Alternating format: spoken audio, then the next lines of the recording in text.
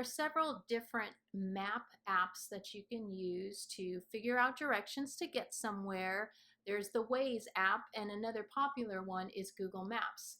In this video, I'll be using Google Maps as an example. From a productivity standpoint, you definitely want to use one of these map apps so that way you can get to places on time.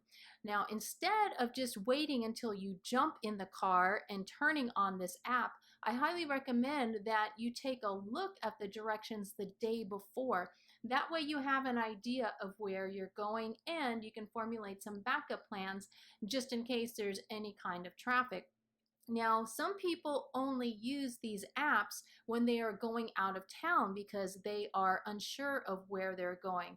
I recommend that you use these apps wherever you go because it will help you take a shortcut around any kind of traffic jams. Now, when you're doing your planning, you can use the directions option to figure out how you're going to get somewhere. So I'm going to pretend that I am coming from the downtown area and I need to go visit Choice Staffing that's up here, a little ways away from the downtown area. But Google Maps is giving me the directions based on right now in this moment. What if I am not going at this moment? I'm trying to plan for tomorrow. You can use this option instead of leave now. You can depart at a particular time. So let's say that I need to leave at 1:30 p.m. on August 23rd. Google Maps can bring up an approximation of what the best route will be, so that way you have an idea ahead of time which way you're going to go. And of course, you can always click on details to see what all of those little details are.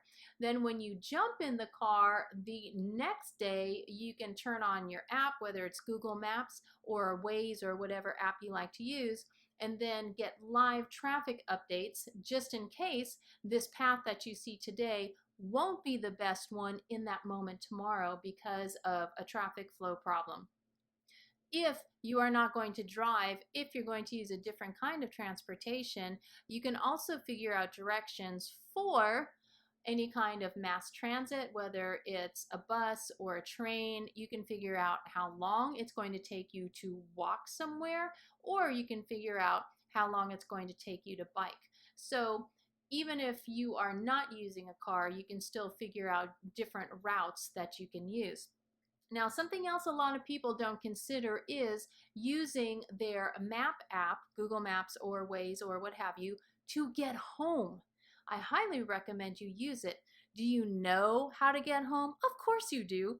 But what you're doing is you are using these live traffic updates to avoid any congestion so you can get home faster.